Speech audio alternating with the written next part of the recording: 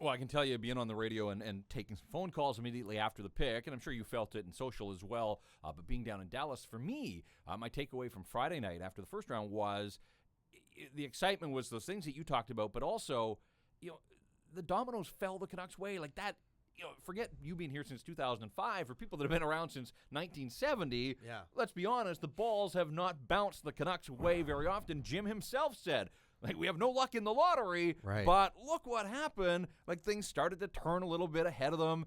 And, when it got to Detroit's pick at 6, they knew right then and there that they were going to get, or the fan base knew that they were going to get, either Zadina.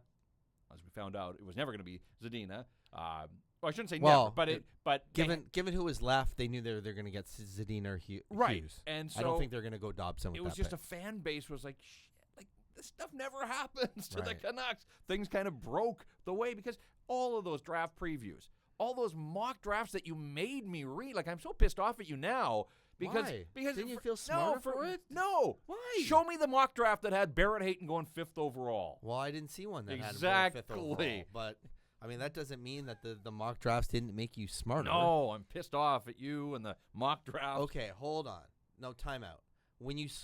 Because you had seen all those mock drafts, when Barrett Hayton did go 5th overall, your eyes lit up. You were like, well, I can't believe what's happening. And that is how everyone reacted, right? Everyone that kind of wasn't in the know. Like Quinn Hughes couldn't believe. He couldn't believe the guy that went 5th overall. There were gasps in the gallery, in the media. There were gasps on the draft floor.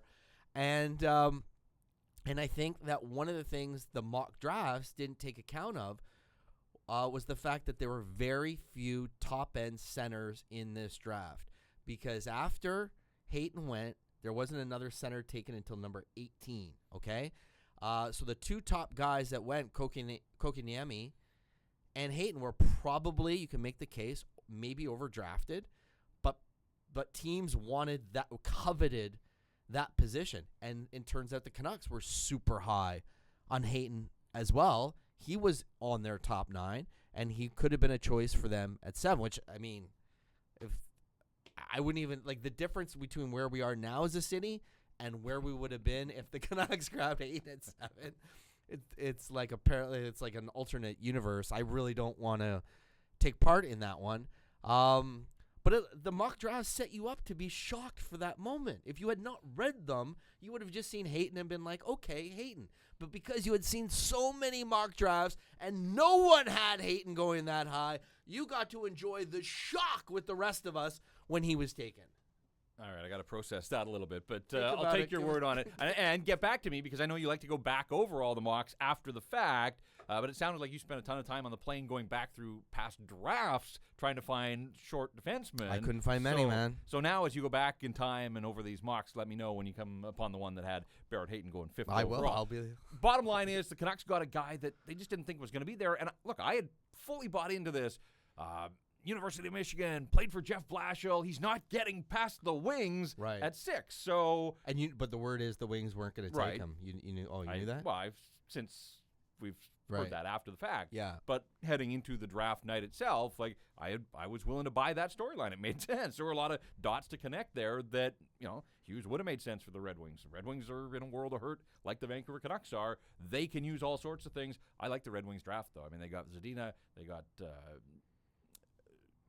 Was it Velino at the end? Yeah, Velino, that's right. And then they had 2 picks early in so on Velino's as well. Potentially, you could argue a top 15 talent. Zadina is a top 3 talent. Yeah, they killed it. Like, they killed it. And then the Islanders. They got 2 top picks at the top of the second round. That first one, who did they get? Bergeron? He's really good. And then, the Islanders get Wahlstrom and Dobson back-to-back at 11 and 12. And if they had picked those guys at 4-5 or 5-6, you'd be like, fuck, that's a great draft. So, there are a couple teams. And that's why, and there were tons of guys, really good guys available throughout the second round. And I just kept watching it thinking, like, this is why you trade for extra picks. This is why you trade, you make moves to try to get second rounders. Hell, can you imagine extra first rounder if they had been able to peddle off Sutter for another first rounder, and they got, because the end of the first round, you were getting guys that had talent to be top 15, or teams were getting guys who had talent to be top 15 picks. And I also think, like, if they had another third rounder, the Madden pick would have been easier to take because Madden's a project. Madden's like, let's bet that we're smarter than everyone else in the room. We're going to get the no point guy or low point guy because we like certain traits that he has that we haven't seen in other guys. And we like the fact that, he's another $150 center who's got room to grow and get stronger. Like he's small, like he's built like a French fry.